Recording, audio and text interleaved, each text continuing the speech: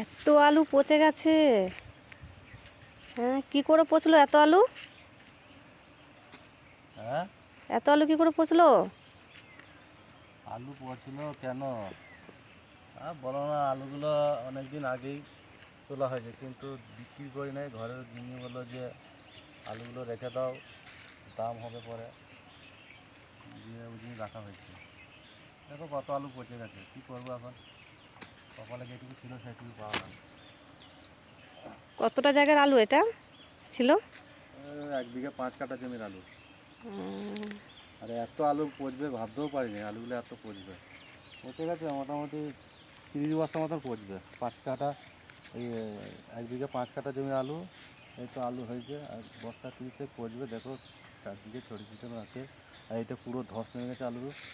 আর মোটা করে খড় দিয়ে ঢাকা দিয়েছিলাম, কিন্তু এখানে ঠান্ডাও ছিল, কিন্তু ঠান্ডা থাকলে কী হবে, আলুটা ভালো গোছ থাকে না, আর আলুটা একটু ছাল কাটছিল, এই কারণে আলুটা পচলো।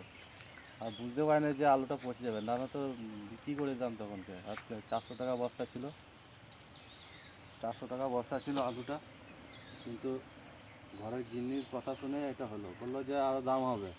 ওই 400 টাকা বস্তা এখন হয়েছে 300 টাকা বস্তা। তাহলে 100 টাকা কম কম পেলাম বস্তাতে, কিন্তু 30 বস্তা আলু পচে গেল। তাহলে আমার কী লাভটা হলো আলু রেখে? আমি কোনো দিনই আলু রাখি না। এই বছরই মানে কি বলবো, ঘরের কথা না শুনলেও তোমার হয় না। ঘরে গিন্নির কথা না শুনলে, যখন দিদি বলে দেখো আলুর দাম বেড়ে গেলো, আমি তোমাকে রাখতে বললাম, আলুটা রাখলে না।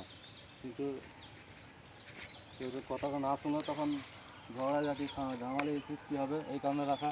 এবারে যে এত চাষে যে এত লোকসানটা, এবার লোকসানটা কে বহন করবে? আমারই করতে হবে। ঘরে গিনি তো জানবে না কোথাতে পয়সা আসছে না আসছে, কী করবো আর।